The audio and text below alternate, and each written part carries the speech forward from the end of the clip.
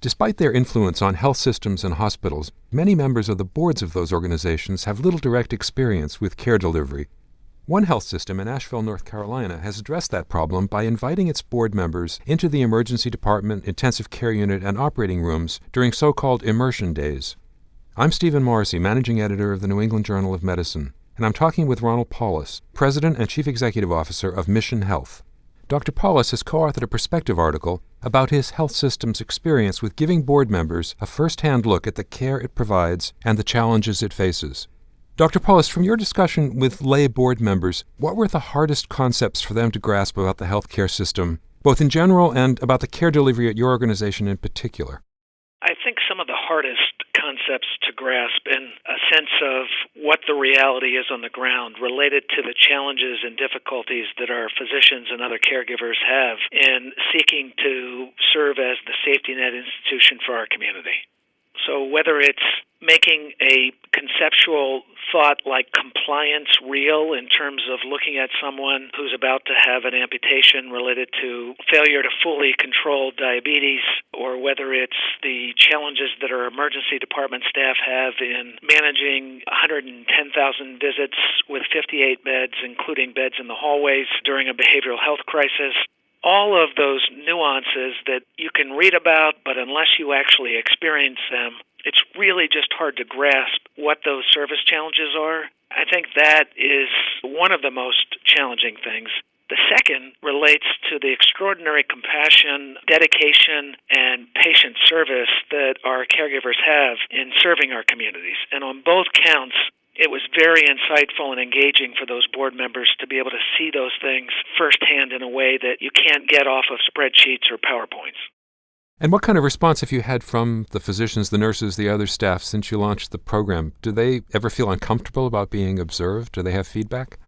Yeah, overwhelmingly, it's been terrific. The fact that they see a board member in scrubs, in the OR, or in the ED, or wherever they may be. And for many, it's the first time that they've ever met a board member in person. They know that they govern the health system as representatives of our community, but they feel appreciated to have someone take the time and energy to see and listen.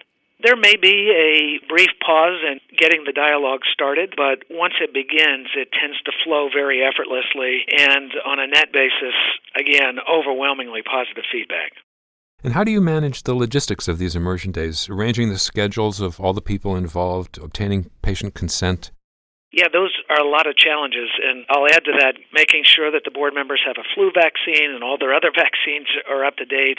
We started out ad hoc, just to be honest, and Richard Bock, who's my co-author, who's a vascular surgeon and was on the board, he led a lot of those early efforts. Now we've systematized it so that we have a very defined process for all of the health testing and the non-disclosure agreements and patient consents and so forth, as well as an arrangement between the immersion leader, which has often been Richard, and the physicians who are going to be participating in any in-depth meeting components like a surgical case or what have you. But we've learned to make it easier and more streamlined, and attention to the details of the logistics is an important part of an immersion program like ours. You say in your article that Mission Health has also created immersion programs for policymakers and for at least one journalist. Are there other members of the community that you think should be included in the future? Yes, the journalist was a really interesting one because you can imagine a CEO saying, I'm going to give a journalist unfettered access for 2 weeks behind the scenes, no limits other than patient safety requirements. But I believed and I knew that anybody who sees what our caregivers do every day would be impressed and have a much greater understanding of the challenges and opportunities that we have, not just at Mission Health, but across the health system nationally. That then led to policymakers. We've had a handful through now, and we are in the process of thinking about how to expand this experience to other members of our community. And we have several thoughts in terms of other community leaders, as well as those that are interested in gaining greater insight from a career development standpoint. Of course, we can't have everybody just coming in and out all the time, but we've been so pleasantly surprised by how positive this has been that we are taking a look at other potential constituents.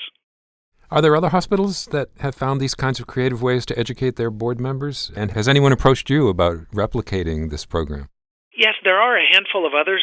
I can't comment on each one, but we know we're not the only one. We believe that we are the only one to have developed the program into such a substantive direction and to have included journalists and policymakers and regulators in that approach. The most common sense of confusion is that it's somehow just a hospital tour, and it is not a hospital tour. It's an engagement that's deep, and it's 8 to 9 to 12 hours long. People really spend time interacting with caregivers, and so we've been out beginning to talk about this and expect to talk about it more.